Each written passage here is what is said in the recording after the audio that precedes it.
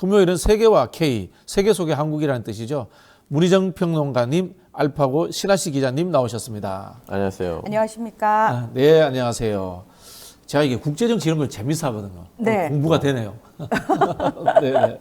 네. 자, 두 분 그 러시아 대선에 대해서 제가 이야기 나눠보고 싶은데 두 분은 어떻게 보셨나요?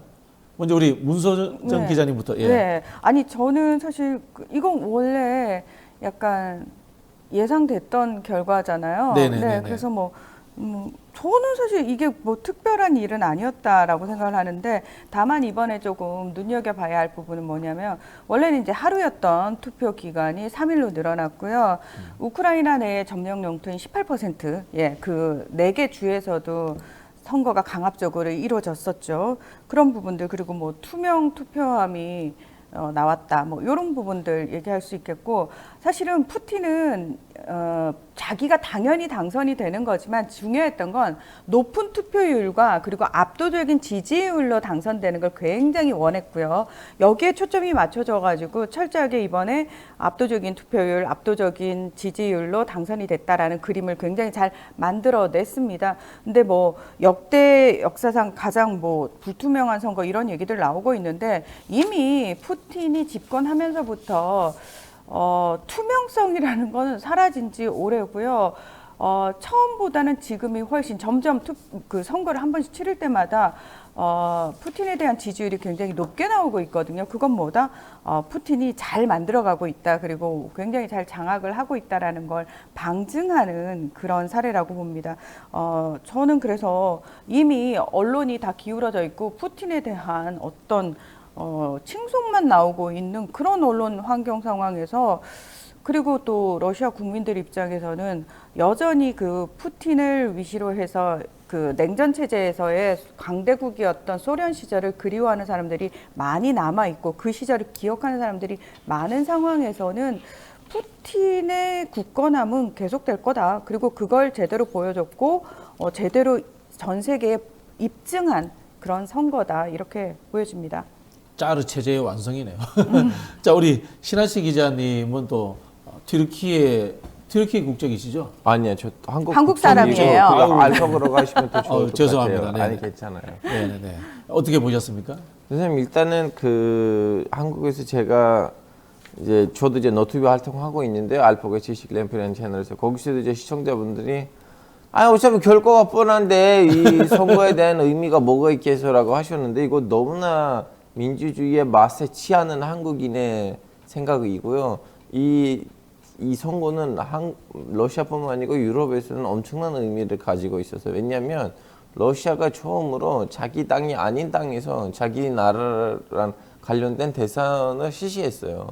예전에는 제외 투표를 했다는 거예요? 제외 투표 아니고 러시아에 있는 동부 지역 도네츠크 지역에서도 점령지에서 했다. 예. 이제 우리는 점령지라고 하죠. 그분들에는 새로운 땅이에요. 새로운 땅이다. 왜냐하면 이제 예전에는 그 지역에서 이제 국민 투표를 실시했고, 일단은 이제 독립하겠다는 거로 거기서 나왔고, 그 다음에 다시 한번 이제 국민 투표를 했는데, 우리는 러시아랑 합병하고 싶다. 그때부터는 이제 러시아 입장에서 자기 땅이에요. 거기는 그 우크라이나 동부 지역이. 그래서 우크라이나 동부 지역에서도 이제 방금 전에 우리 문 평론가님도 말씀하셨는데 4개 지역, 거기서도 이제 러시아 대선을 가지고 투표함들이 열렸는데, 거기서 사람들이 투표했어요. 이 투표는 이런 의미들이 있어요. 이 우크라이나 러시아 전쟁이 끝날 거라면 우크라이나는 동부 지역을 포기해야 된다는 거, 이제 러시아에 안 변할, 전쟁을 치지 않는 한, 전쟁을 이 정도로 이기는 상황에서 이제 우크라이나랑 협상을 하고 우리는 휴전하고 전쟁하지 말자고 하면, 적어도 동부 지역을 러시아한테 돌려줘야겠다는 것을 100% 보여주는 하나의 해피닝이었어요. 그래서 국제법상으로는 불법 선거일 것 같은데, 제가 보기에는. 이제 그럴 때는 국제법을 누가 무시하니까. 네. 그래서 의미가 있고, 의미 있다는 것보다는 좋은 거 아니고 의미가 있는 선거였어요. 그 시청자 여러분, 국제법이라는 게 징벌 주체가 없기 때문에, 그렇죠. 사실 이게 규약에 비슷하지, 우리가 생각하는 국내의 형법과는 뭐 차원이 다르다 이렇게 이해하시면 될 겁니다. 근데 그 국제법을 이제 가장 강하게 얘기할 수 있는 나라가 러시아한테 강하게 얘기할 수 있는 나라가 만약에 미국이라고 한다면 네. 러시아 입장에서는 할 말이 있는 거죠. 왜? 그 지금 이스라엘이 끊임없이 지어대고 있는 유대인 정착존 국제법상 불법이거든요. 불법이죠. 네. 예, 철거하라는 명령이 내려졌는데 그거 안 하고 있지 않습니까? 네. 그러니까 러시아나 중국 입장에서 계속 하는 얘기가 그거예요. 국제법 얘기하는데요. 미국부터 좀 지키고 너 동맹국한테는 그런 얘기 안 하더라. 우리한테만 그 얘기 하더라. 라는 식으로 얘기할 수 있기 때문에 지금 국제 질서 속에서 국제법을 얘기하는 것 자체가 의미가 없어져 버렸죠. 한국의 윤석열 대통령도 국제법 좋아해요. 그 후쿠시마 오염수 방류 문제나 이런데 국제법이라든가 국제기구 이거 굉장히 좋아하는데 그게 어떤 뭐 규정이 없다는 걸 법조인인데 왜 모를까? 네, 네. 하여튼 그렇다 치고요. 역사상 가장 불투명한 선거다. 뭐 이런 평가가 나오고 있는데요.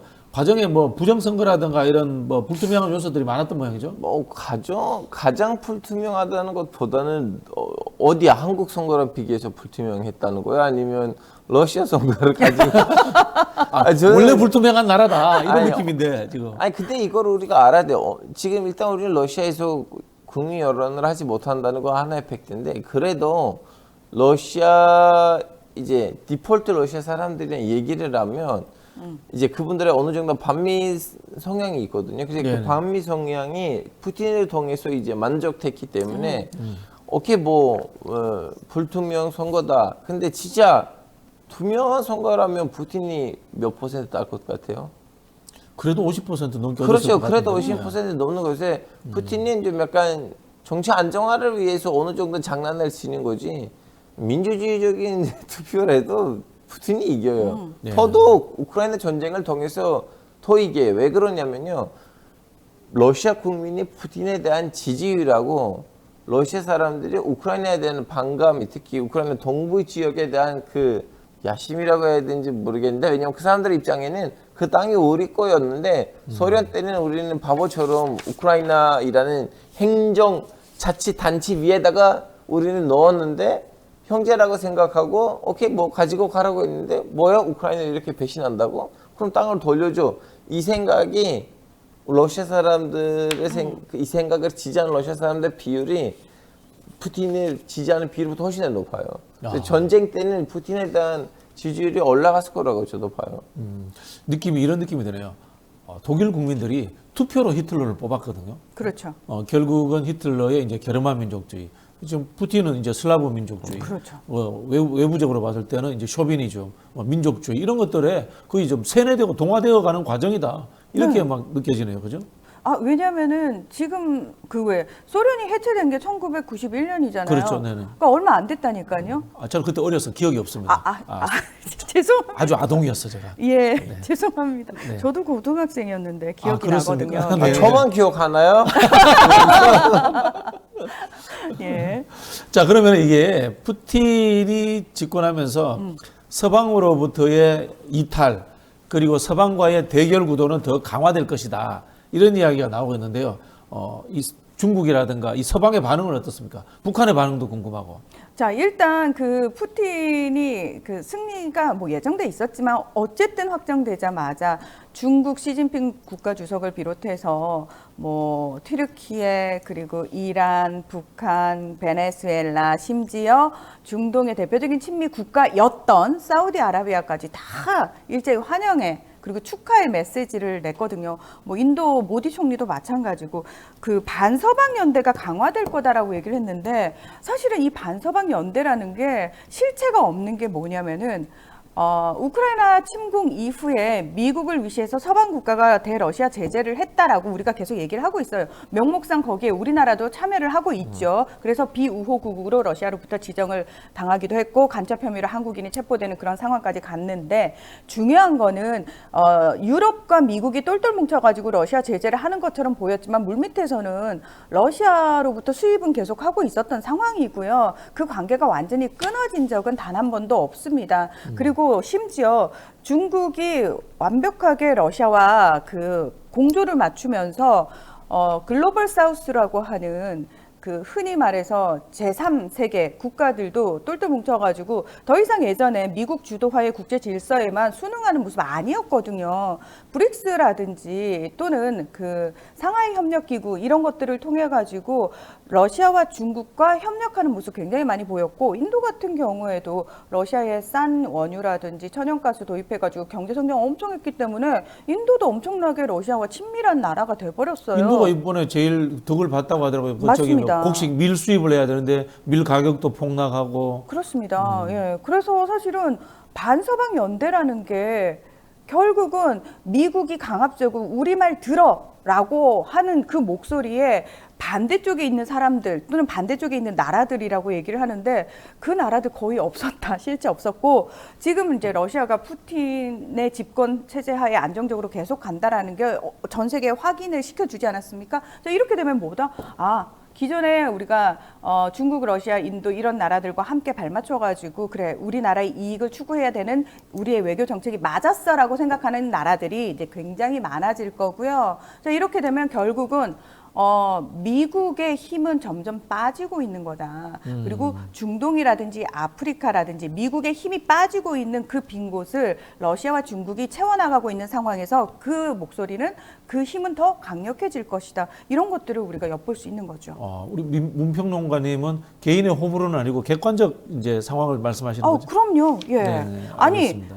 서방 국가가 제대로 러시아 제재에 성공했으면 러시아는 망하고도 남았어요. 네, 네. 근데 러시아 경제 성장했거든요. 그러니까요. 예. 근데 한편으로 보면 이 반미 정서가 자국 내의 반민주주의로 활용된다라는 그런 나쁜 점이 있다는 것은 우리가 잊지 말아야 돼요. 네. 자, 그런 측면에서 미국 이야기를 한번 해보겠습니다. 네. 트럼프하고 이제 바이든하고 대통령 선거를 치르면서 트럼프가 이 러시아 문제를 아주 잘 활용을 하고 있어요. 예를 들자면은 만약에 본인이 대선에서 패배한다면은 러시아와 미국이 극단적인 상황까지 간다. 미국이 피바다가 될 수도 있다. 뭐 이런 이야기까지 하고 있어요. 어떻게 보셨어요? 자, 이 그 피바다 얘기는 저는 이 피바다라는 단어가 굉장히 좀 미국 대통령 선거에 출마한 후보의 입에서 나왔다는 게 굉장히 신선했는데요. 피바다는 원래 북한 북한 거예요. 그러니까. 이제 트럼프가 저기 김정은하고 친하다 보니까 거기서 배웠는 모양이네. 트럼프는 첫 번째 재임 당시를 기억해 보면은 그 김정은을 굉장히 부러워했어요. 그러니까 그 이렇게 한 사람의 어떤 목소리로 나라 전체를 통제할 수 있는 나라들을 굉장히 부러워하거든요. 독재를 부러워했다. 그렇죠. 네, 네. 트럼프는 굉장히 그걸 부러워하는 사람인데, 그래서 결국 피바다라는 단어까지 썼는데, 이건 어디서 나온 거냐면요. 오하이오주 연설에서 외국산 자동차에 관세 100%를 부과하겠다라는 말을 하면서 중국이 멕시코에 굉장히 큰 자동차 공장을 지을 거라는 얘기를 합니다. 사실 그 북미 그 무역협정에 의해서 캐나다, 미국, 멕시코는 하나로 묶여 있잖아요. 멕시코에서 중국이 자동차를 생산해가지고 결국은 미국에 이 차를 팔 거다. 그러면 미국 내 자동차 산업 결국 망할 수밖에 없다. 따라서 내가 당선되면 중국은 미국에 그 차를 팔 수 없게 만들 것이고, 만약에 내가 지면 미국 전체가 피바다가 될 거다라고 얘기를 한 거예요. 그러니까 자동차 산업과 관련된 이야기를 한 건데, 이제 트럼프 측에서는 이거 차 떼고 포 떼고 다 해가지고 그냥 피바다 이 얘기만 하니까 마치 나를 굉장히 폭력을 뒤에서 부추기는 사람으로 묘사를 했는데, 이거 오해다라고 얘기를 하면서 그 바이든 대통령 측 캠프 측에서는 이 피바다 딱 따가지고 그 얘기를 하는 거죠. 너 대선 그때 2021년 1월 6일 날 의사당 난입 사건, 너 뒤에서 배후 세력이었잖아. 그런 대규모 폭동 사태 너 또 일으키려고 그러는 거지. 여러분 보십시오. 이런 사람은 절대 뽑으면 안 됩니다. 이걸 이제 강조를 한 건데, 트럼프 측에서는 바이든의 정책은 자동차 산업과 노동자들에게 경제적 피바다를 불러오고 있다. 내가 말한 건 그 이야기다라고 계속해서 이야기를 하고 있는 거죠. 그렇군요. 저부터 이제 피바다에 현혹돼 가지고 속았네요. 그러니까요. 결국 이게 국제 정치로 이해하고 근데 말하네요. 그 말이 안 먹히는 거 뭐냐면 그 연설에서 다른 말들도 있어요. 이번 선거는 마지막 민주주의적인 선거다. 내가 안 당선되지 않다면 다시 한번 민주주의적인 선거가 없어질 거다. 나를 지키지 않으면. 그리고 뭐 폭동 일으킨다는 뜻이에요? 모르겠어요. 무슨 말인지. 이제 바이든이 당선되면 더 이상 미국에서는 민주주의적인 선거는 없을 거래요.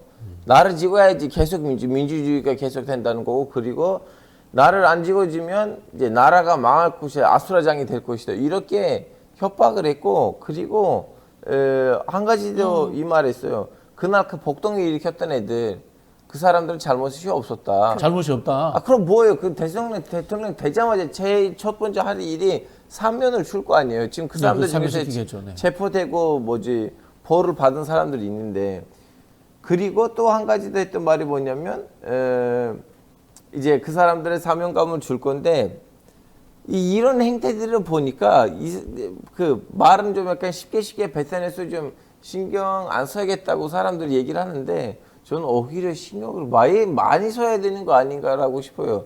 그래서 지금 유권자들을 협박한 것 같아요. 그래서 이번 미국 대선이 지가 이겨도 문제고 저도 문제일 것 같아요.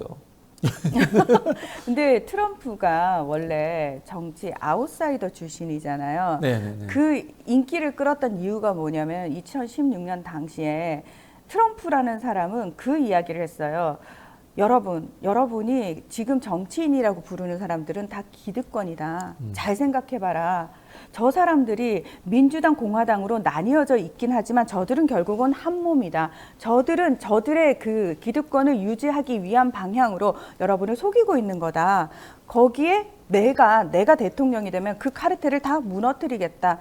지금까지 저 정치인들이 수십 년간 당을 바꿔가면서 집권을 했음에도 불구하고 당신들을 위해서 해준 일이 뭐가 있느냐라고 얘기를 하니까 백인들 중에서도 특히 이제 저소득층 그리고 저학력자들 입장에서는 열광했던 거거든요. 지금 이 얘기가 뭐냐면 바이든을 다시 뽑게 되면은 여러분은 민주적인 선거를 할 수 없게 된다. 다시 말해서 예전에 그 정치 카르텔들한테 완전히 이제 넘겨주게 될 것이고 다시는 나 같은 사람이 등장하지 못하도록 저들은 더 그 시스템을 공고화할 것이다라는 의미로 봐야 된다고 저는 생각합니다. 야, 이 선동은 과거에도 있었어요.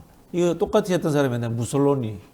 그다음에 뭐 예, 히틀러 이런 사람인데 무솔리니가 이제 반정치, 정치 혐오 그렇죠. 이런 것들을 동원해 가지고 이탈리아 국민들을 이끌고 로마로의 진군이라는 거예요. 파시스트 진군이라는 거예요. 이상한 셔츠 입고 진군하거든요. 비슷한 느낌이에요. 이게 의회 맞습니다. 쳐들어가고 하는 게. 예, 맞습니다. 예, 기성 정치인들은 다 못 믿겠다는 거고 우리를 다 네네. 속이고 있다는 거죠. 야, 이 대한민국에서도 이런 사람 곧 나올 것 같은 지금 느낌이. 이제 자기 검찰들이 있잖아요. 예. 트럼프를 가지고 수사하는 검찰들인데 그 검찰들이 협박했어요. 다음에 지난번에 연설했을 때 이제 거기 있는 기자들을 폭행하는 애들이 있었거든. 자기 기자들 네네네. 중에서. 그러면 그 기자들이 가서 뭐라고 해야 되나? 그 고소장이라고 해도 뭐라고 해야 되나? 법원에다가 이 기소하는 거 사람들, 기소. 네. 그 사람들은 다 법적 문제 절차를 다 본인이 담당을 했거든요. 네네네. 지금 미국의 법은 미국의 헌법 정신을 너무나 대놓고 망가뜨리고 있는데 이대로 가면 미국이 망하는 거 아닌가라는 생각이 들어요. 저는 개인적으로. 네. 그래, 미국 걱정도 해야 되는구나. 근데 하나 어쩔 부러운 수가 거는 없어요. 부러운 거는 있더라고. 네. 이게 미국 국회는 담벼락이 없어요. 대한민국 국회는 담이 있어. 담 없애야 돼요. 담이 너무 높잖아요. 대한민국 국회 담 없애야 됩니다. 네. 원래는 국회라는 데는 의회라는 앞에 와서 데모도 하고 아, 그럼요. 항의도 하고 하는 거예요. 물론 이 트럼프의 강경 지지자들처럼 회관에 난입해가지고 그 질서를 무너뜨리는 것은 문제가 되지만은 외부에서 함성 항의 이게 민주주의예요. 백악관 앞에는 1년 늘 내내 시위하잖아요. 시위를 하잖아요. 그렇죠. 그게 민주주의인 거죠. 대한민국 우리 국회 진짜 여의도에도 담벼락 없애야 있어요. 돼 진짜. 우리 여의도 앞에서도 맨날 전장을 치고 특별한 요구들 하는 아저씨들 많아요. 근데 그 시위를 못하도록 네. 공간을 협소화시키고 담을 쌓고 하는 그런 것들을 지금 대한민국 국회에서 많이 해요. 그렇죠. 이거 네. 진짜 반성해야 돼요. 네. 자, 미국 이야기 하다 보니까 또 이야기가 나왔습니다. 트럼프가 나토 회원국들에게 무기를 팔겠다. 저기 동맹국인데 공동 안보 조약을 했는데 그런 나라들인데 무기를 팔겠다. 뭐 이런 이야기까지도 합니다. 그 트럼프는 본인 재임 시절에 진짜 불만이 뭐였냐면은 아니 왜 미국이 유럽의 안보를 책임져 줘야 돼? 유럽 쟤네들은 심지어 자신들의 GDP의 2%까지도 국방비 지출을 안 하는 상황에서 왜 미국이 공짜로 저들의 안보를 지켜줘야 돼? 라고 불만을 표시를 합니다. 그러면서 최소한의 양심이 있다면은 니들 GDP의 2%까지는 국방비 지출을 하고 분담금 더 늘려야 된다라고 얘기를 하면서 그때 굉장히 그 화제가 됐던 사진이 있어요. 앙겔라 메르켈 총리부터 시작해가지고 유럽의 주요 정상들이 트럼프를 상대로 이렇게 딱 인상을 쓰고 있는 그런 사진들도 유행을 하곤 했었고, 그 당시에 그래서 마크롱 프랑스 대통령이 우리 유럽 방위군을 따로 창설해야 되는 거 아니야? 저렇게 트럼프 협박에 우리 못 견디겠어, 뭐 이런 얘기까지 했었거든요. 그러다가 바이든 정부가 들어서면서 다시 동맹 회복을 외쳤고 잠깐 조용해지는 듯 했는데 트럼프가 또다시 그걸 끌고 나온 거예요. 자, 2006년에 니들 GDP의 2%까지 국방비 지출하기로 약속했는데 그거 지킨 나라 지금 32개 나토 회원국 가운데 11개 정도밖에 안 되잖아. 나머지 어떡할 건데? 라고 얘기를 하니까 지금 트럼프가 거의 복귀하는 게 기정사실화돼서 나토 회원국들 발등에 불이 떨어졌어요. 트럼프가 이번에 들어오면 반드시 이거를 짚고 넘어갈 거고, 이미 유세 과정에서도 트럼프가 그렇게 얘기를 했거든요. 그렇게 분담금 제대로 안 내는 나라들 러시아가 침공하더라도 우리가 지켜주지 않을 거야 라는 얘기까지 했었고, 여차하면 우리 확 탈퇴해버릴 거야 라는 협박적 발언을 계속 내놓고 있단 말이에요. 그래서 나토 회원국들이 모여가지고 일단 그 각 나라별로 GDP 2%까지는 올리자부터 시작해서 지금 미국산 무기 의존도가 너무 높아요. 너무 높은 걸 우리가 조금 줄여보자. 2050년까지 한 50% 수준까지는 우리가 유럽산 무기로, 그러니까 그동안 나토에 기대서 유럽 자체 방위력이 많이 떨어진 건 사실이거든요. 그 부분과 관련해서 각 국가들이 우리가 이제 자체 무장을 좀 해야 되는 때가 아닌가. 유럽의 재무장이네. 그렇습니다. 그런 얘기들이 나오고 있는데 문제는 뭐냐면은 이전에 그 국방 산업 자체가 사양 산업이 됐었단 말이에요. 대다수 네네네. 유럽 국가에서. 근데 그걸 이제 다시 일으켜야 되는 상황일 뿐만 아니라 이거 국방비 투입하는 게 하루아침에 금방 늘릴 수 있는 게 아니잖아요. 그러니까 그러면 우리 좀 힘드니까 유럽연합 차원에서 유로 본드 채권을 마련해가지고 우리 좀 단체로 한번 대응해 볼까라고 얘기를 하니까 거기에 또 찬성하는 국가도 있고 반대하는 국가들이 있단 말이에요. 폴란드 같은 경우에 이미 3% 이상을 내고 네, 있어요. 대표적인 친미 국가거든요. 폴란드는 야, 우크라이나 다음은 러시아가 우리 칠지도 몰라라는 가장 강력한 위기감을 가지고 있는 나라고 지금 우파 정부가 들어서 있는 나라이기 때문에 미국하고 짝짝꿍이 돼가지고 무슨 얘기야, 니들도 돈을 좀 많이 내든지 이런 얘기를 하고 있단 말이에요. 그래서 그것과 관련해서 유럽 내에서 지금 굉장히 시끄럽다라는 거죠. 이게 근데 단순히 국방비 문제가 아니라 유럽이 갖고 있는 이제 소국들이 좁은 땅에 많이 모여 있고, 그다음에 이제 민족주의 문제, 그다음에 최근에 대두되고 있는 극우 세력의 문제 때문에 그럼요. 결국은 이게 전쟁 위험이에요, 이거는. 그렇죠. 예. 엄청나게 큰 위험입니다. 6월에 유럽의회 선거를 앞두고 있는데 이제 여기서 가장 걱정이 그건 거죠. 과연 극우 정당들이 몇 %를 차지할 것이냐. 그렇죠. 굉장히 걱정이 되고 있고, 말씀하신 것처럼 지금 각 국가별로 극우 정권도 많이 들어섰고요. 그리고 심지어 독일 내에서도 극우 정당의 지지율이 올라가고 있는 상황이어서 뭐 전체적으로 반대 시위도 벌어지고 있는 그런 상황이거든요. 근데 트럼프가 들어서서 만약에 극우적 발언을 더 부추기게 되면은 더 준동을 하게 된다는 거죠. 이미 이탈리아는 극우 총리가 있지 않습니까? 그런 것들이 굉장히 유럽 내에서 지금 혼란을 많이 부추기고 있다는 거죠. 자, 여기서 또 미국 이야기 또 하나 해볼게요. 틱톡 금지법입니다. 우리 알파고 신하씨 기자님이 보시기에 이게 지금 미국 의회에서 통과가 됐는데, 하원에서 통과가 됐어요. 근데 트럼프가 예전에는 여기에 대해서 찬성하던 사람이었는데 뜬금없이 또 반대를 합니다. 이게 뭐 입장 변화에 이유가 있는가요? 근데 튀르키예에서도 틱톡 되게 많이 사용하잖아요. 예, 많이 사용해요. 네. 근데 이제 트럼프는 이거 반대하는 이거 뭐냐면 지금 현재에서 트럼프 지지자들끼리 트럼프의 그 지지율을 끌어당기는 유일한 좀 약간 보편화된 SNS는 틱톡 말고는 없어요. 틱톡으로 지지율을 올리고 있는데. 네, 그래서 갑자기 지금 없어지면 어차피 트위터는 야. 뭐 물론 지금 복귀를 했지만 네. 다른 SNS들에서는 트럼프의 인기가 그렇게 높지는 않아요. 야, 참 트럼프 대단하다. 그래서 이거 지금 근데 틱톡은 지금 미국에서 어떻게 될 건지 모르겠어요. 그 없애버려도 문제고 냅둬도 문제인 분위기예요. 일단은 미국 입장에서 아니 페북하고 너튜브는 중국에 금지를 시켰는데 네네. 안보 문제이니 뭐니 하면서 이 틱톡을 우리가 냅두는 거는 모르겠다고 하고, 물론 뭐 틱톡 미국에서 지금 그 뭐라 해야 돼? 그 활동 중인 틱톡은 중국 법인 틱톡 아니에요. 네네. 바이트댄스는 미국에서 따로 법인을 만들었는데 문제가 뭐냐면 그 바이트댄스의 법인의 그 미국 법인의 아마 소프트웨어 안전 검증을 하는 회사는 아마 중국 회사예요. 그러다 보니까 아무리 미국 안에 있는 틱토커들의 정보는 미국 안에 있는 그 법인 회사에 있다고 하더라도 그 점검하는 회사를 통해서 중국에 넘어갈 수가 있는데 이 트럼프 시절 때는 이걸 좀 발라고 했거든요. 예, 바려고 했는데 그때 이제 미국 회사들이 좀 미안하지만 양아치 짓을 했어요. 가격을 너무 낮게 부른 거예요. 아 이건 기회다. 홀컵스로 가지고 가자. 그래서 정권이 이제 트럼프 정권이었고 틱톡도 뭐야 우리는 진짜 뭐 우리 호구냐? 그래서 이제 거기서 이제 흐지부지하게 끝났는데 지금은 이 하원에서 이거 통과됐잖아요. 다음 날 미국 국회 전화기가 끊겼어요. 다들 전화한 거예요. 니네들 미쳤니? 나 지금 이걸로 밥 먹고 이걸로 먹고 사는데 이거 없애버리면 나 어떻게 할 거냐? 왜냐하면 너무 미국에서 많은 사람 쓰고 있고 이건 하나의 이제 장사거리예요. 네. 갑자기 틱톡 없애버리면 이 수많은 사람이 어떻게 될 거예요? 네. 어쨌든 이 트럼프는 국익이라든가 장기적인 경제 이런 거에 대해서 관심이 없습니다. 당연하죠. 자기한테 선거에 도움이 되면은 없앴다가 살리기도 한다. 뭐 이런 느낌을 주는데 대한민국의 윤석열 대통령과 의료 대란이 비슷한 것 같아요. 의사가 자기의 핵심 지지층이었지 않습니까? 근데 이걸 쇼잉을 해야 되니까 내가 아주 효율적인 대통령이다. 쇼잉을 해야 되니까 또 의사들을 막 탄압하는 거예요.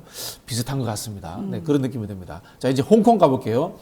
홍콩에서 이 국가안전조례, 이 국가보안법 같은데 이걸 지금 의회에 통과를 했는데요. 외국 세력과 연계해서 반역이나 내란을 꾀하면 종신형에 처할 수 있다. 야, 이거 엄청난 것 같은데요, 그죠? 네. 홍콩 여행하기도 힘들겠는데 이렇게 가면은 어떻게 보세요, 네?